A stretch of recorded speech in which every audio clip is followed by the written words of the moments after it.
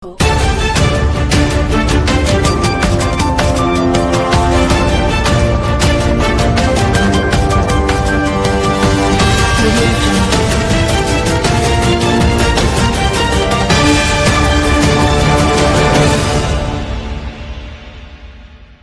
નવરાત્રિના 9 દિવસ બાપા સીતારામ મહાપ્રસાદીનું ભવ્ય આયોજન। જય હિન્દ, આપ જોઈ રહ્યા છો છોટાઉદેપુર વ્યૂઝ સત્યની સાથે। પાવન નવરાત્રિના પર્વને ધ્યાને લઈ બોડેલી ખાતે ગોપેશ્વર મહાદેવ મંદિરની બાજુમાં દર વર્ષની જેમ આ વર્ષે પણ બાપા સીતારામ મહાપ્રસાદીનું ભવ્ય આયોજન કરવામાં આવ્યું છે।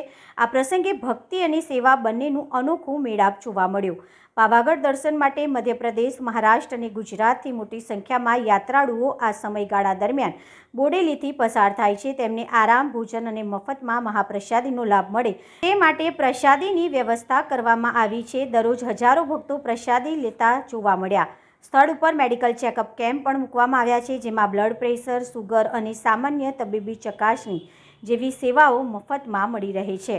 આ વર્ષે પણ સેવાભાવી યુવકો અને બાપા સીતારામ સેવા મંડળના સ્વયંસેવકો દ્વારા સતત સેવા પૂરી પાડવામાં આવી રહી છે। નવરાત્રિના દરેક દિવસે ભજન, કીર્તન અને આરતીના કાર્યક્રમો સાથે ઉજવણી કરવામાં આવી રહી છે, જેના કારણે મંદિર વિસ્તાર ભક્તિભાવ અને ધાર્મિક માહોલથી ઝલમલાટ બની ગયો છે। Bureau report, Virendrasinh Desai, Bodeli, Chhota Udepur.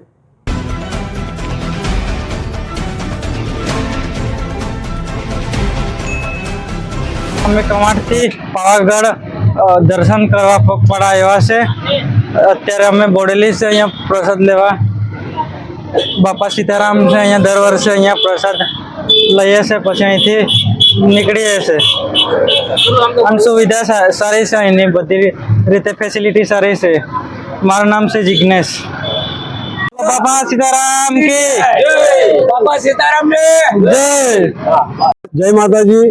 બોડેલીમાં ગોપેશ્વર મહાદેવ મંદિરની બાજુમાં બાપા સીતારામ અન્ન ક્ષેત્ર, જે નવરાત્રિના 9 દિવસ મહાકાળી માના મંદિરે જતા એમપી, મધ્યપ્રદેશ અથવા મહારાષ્ટ્ર, ગુજરાત બધા જ માઈ ભક્તો અહીંયા પ્રસાદ માટે અમે અહીંયા ભંડારાનું આયોજન કરેલું છે।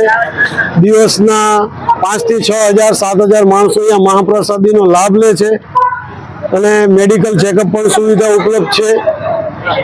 અને બોડેલી ગ્રામજનોના બધાના સાથ સહકારથી આ આયોજન બાપા સીતારામ અન્ન ક્ષેત્રનું આયોજન કરેલું છે। મારું નામ ભાવેશભાઈ ભરવાડ।